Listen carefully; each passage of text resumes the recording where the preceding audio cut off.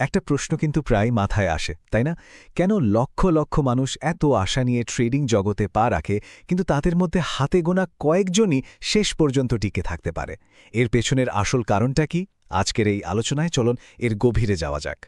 এই প্রশ্নটাই আজকের আলোচনার মূল কেন্দ্রবিন্দু কেন এত বড় একটা পার্থক্য এর উত্তরটা কিন্তু কোনো গোপন স্ট্র্যাটেজি বা ম্যাজিক ফর্মুলার মধ্যে নেই আসল রহস্যটা লুকিয়ে আছে আমাদের একেবারে ভেতরে আমাদের মানসিকতায় মানে মাইন্ডসেটে শুরুতে কি হয় প্রায় সবাই বেশিরভাগ মানুষই একটা বিরাট উদ্যম নিয়ে এই জগতে পা রাখে চোখে থাকে অনেক স্বপ্ন আর মনে একটাই চিন্তা যে এইবার জীবনটা একদম বদলে যাবে কিন্তু আসল ছবিটা বাস্তবতা বেশ কঠিন যে স্বপ্নগুলো নিয়ে এই পথ চলা শুরু হয় যেমন রাতারাতি জীবন বদলে যাবে একটা নতুন শুরু হবে সেই সবকিছুই কয়েক মাস বা বছরের মধ্যে কেমন যেন একটা অদ্ভুত নীরবতায় হারিয়ে যায় স্ক্রিনটা বন্ধ হয়ে যায় আর ভেতর থেকে একটা হতাশ স্বর বলে ওঠে হয়তো এটা আমার জন্য নয় কিন্তু মজার ব্যাপার হলো সত্যিটা হলো ট্রেডিংটা তাদের জন্য অসম্ভব ছিল না সমস্যাটা হলো তারা জানতই না যে এই খেলাটা আসলে কিভাবে খেলতে হয় আর এখানেই এই জায়গাতেই সবচেয়ে বড় ভুলটা হয়ে যায় ৯৯% মানুষই মনে করে ট্রেডিং একটা টেকনিক্যাল স্কিল চার্ট দেখা ইন্ডিকেটর বোঝা এসব কিন্তু সত্যিটা হলো এটা পুরোপুরি একটা মাইন্ড গেম একটা মানসিক খেলা আর যে এই মানসিক খেলাটা ধরতে পারে না তার কাছে যত ভালো স্ট্র্যাটেজি থাকুক না কেন একদিন না একদিন তার ক্যাপিটাল শেষ হয়ে যাবেই এটা নিশ্চিত তাহলে আসল শত্রুটা কে মার্কেট নিজে নাকি কোনো ভুল স্ট্র্যাটেজি আচ্ছা চলুন দেখা যাক বেশিরভাগ মানুষই তো এটাই ভাবেন তাই না যে মার্কেট তাদের এগেইনস্টে চলছে অথবা তাদের স্ট্র্যাটেজিটাই হয়তো কোনো কাজের না কিন্তু সত্যিটা হলো তাদের সবচেয়ে বড় শত্রু বাইরে কোথাও লুকিয়ে নেই আসল শত্রুরা হলো এই অনুভূতিগুলো এই যে অধৈর্য যা আমাদের জোর করে একটা ট্রেড নিতে বাধ্য করে যখন কোনো সুযোগই নেই ওই যে লোভ যেটা ফিসফিস করে বলে আরেকটু লাভ তুলে নি আর সেই ভয় যা একটা লসকে বড় হতে দেয় কিন্তু সঠিক সময় বেরোতে দেয় না এরাই হলো একজন ট্রেডারের ক্যাপিটালের সবচেয়ে বড় শত্রু ব্যাপারটা একটু ভাবুন তো একজন ট্রেডার ভাবছে সে ট্রেড করছে কিন্তু বাস্তবে তার আবেগগুলোই ট্রেড করছে এর মানে কি দাঁড়ায় মানেটা খুব সহজ বেশিরভাগ সময় ট্রেডার কিন্তু নিজের সিদ্ধান্ত নেয় না তার ভেতরের অনিয়ন্ত্রিত রাগ লোভ ভয় এরাই তাকে দিয়ে মাউসের বটন ক্লিক করায় সে তখন আর চালক থাকে না হয়ে যায় একটা চালকহীন গাড়ির অসহায় যাত্রী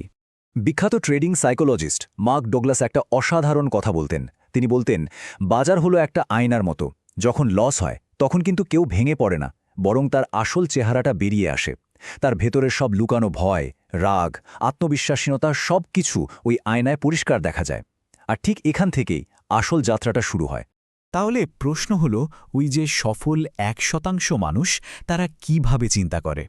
তাদের সাথে বাকি ৯৯%-এর মূল পার্থক্যটা ঠিক কোথায় এই যে দেখুন পার্থক্যটা একদম পরিষ্কার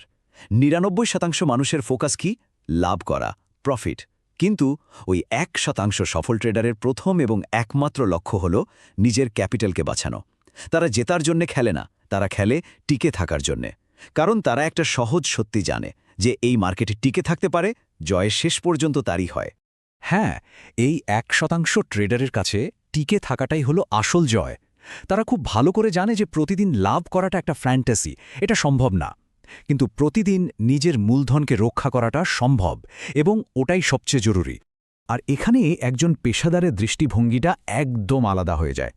সে লাভকে কোনো টার্গেট হিসেবে দেখে না সে জানে লাভ হলো একটা বাই প্রোডাক্ট কিসের বাই প্রোডাক্ট সঠিক প্রসেস আর ডিসিপ্লিনের তাই তার পুরো ফোকাসটা থাকে প্রসেসের ওপর রেজাল্টের ওপর নয় কিন্তু কথা হলো এই ডিসিপ্লিন বা শৃঙ্খলা এটা আসে কিভাবে এটা কিন্তু কোনো জোর করে করব টাইপের ইচ্ছাশক্তির ব্যাপার না বরং এটা একটা গভীর অভ্যাস এটা পরিচয়ের একটা অংশ হয়ে দাঁড়ায় এই ডিসিপ্লিন তৈরির প্রসেসটাকে না খুব সহজ ৩টে ধাপে ভাবা যেতে পারে স্টেপ 1 নিজের রুলস বা নিয়মগুলো একদম পরিষ্কার করে লিখে ফেলা কোনো ধোঁয়াশা নয় সিস্টেমটা কি করবে আর কি করবে না সেটা একেবারে স্পষ্ট জানা স্টেপ 2 প্রতিদিন মার্কেট খোলার আগে ওই নিয়মগুলো একবার মন দিয়ে পড়ে নেওয়া যাতে দিনের শুরুতে ওগুলোই মাথায় থাকে আর সবচেয়ে জরুরি স্টেপ 3 এই নিয়মগুলোকে নিজের আইডেন্টিটি বা পরিচয়ের অংশ করে তোলা ব্যাপারটা এমন না যে আমি নিয়ম মানার চেষ্টা করছি বরং আমি একজন নিয়ম মেনে চলা ট্রেডার এই বিশ্বাসটা তৈরি করা আর এটাই হলো ডিসিপ্লিনের আসল পরীক্ষা যখন সবকিছু ঠিকঠাক চলছে তখন তো সবাই নিয়ম মানতে পারে কিন্তু আসল পরীক্ষাটা হয় যখন পরপর কয়েকটা ট্রেডের লস হয়, যখন ভেতরটা অস্থির হয়ে ওঠে। ঠিক সেই মুহূর্তেও নিজের নিয়মে অটল থাকতে পারার ক্ষমতাই একজন প্রফেশনালকে আলাদা করে দেয়। একজন অ্যামেচার আর একজন প্রফেশনালের মধ্যে পার্থক্যটা বোধহয় এখানেই সবচেয়ে বেশি চোখে পড়ে। একজন অ্যামেচার ট্রেডার সবসময় কিছু একটা করার জন্য ছটপট করে, তার মনে হয় বসে থাকা মানেই সুযোগ হারানো। কিন্তু একজন প্রফেশনাল ট্রেডার জানে যে মাঝে মাঝে সবচেয়ে লাভজনক ট্রেডটাই হল কোনো ট্রেড না করা, সঠিক সুযোগের জন্য চুপচাপ ধৈর্য ধরে অপেক্ষা করা। তাহলে আলোচনার একদম শেষে এসে একটা প্রশ্ন জাগে, ট্রেডিংয়ের আসল লক্ষ্যটা কি? ট্রেডিং থেকে পাওয়া সবচেয়ে বড় লাভটা যদি টাকাই না হয়, তাহলে সেটা কি? সেটা হলো নিজেকে জানা, মানে আত্ম উপলব্ধি। ট্রেডিং টাকা রোজগারের একটা মাধ্যম হওয়ারও আগে এটা নিজেকে চেনার একটা জার্নি। এটা নিজের ভয়, লোভ আর দুর্বলতার মুখোমুখি হওয়ার একটা পথ। আর টাকাটা তখন এই আত্মনিয়ন্ত্রণের একটা পুরস্কার বা রিওয়ার্ড হিসাবে চলে আসে। তাহলে শেষ প্রশ্নটা কিন্তু এটাই। মার্কেট প্রতিদিন সবার সামনে একটা আয়না তুলে ধরে।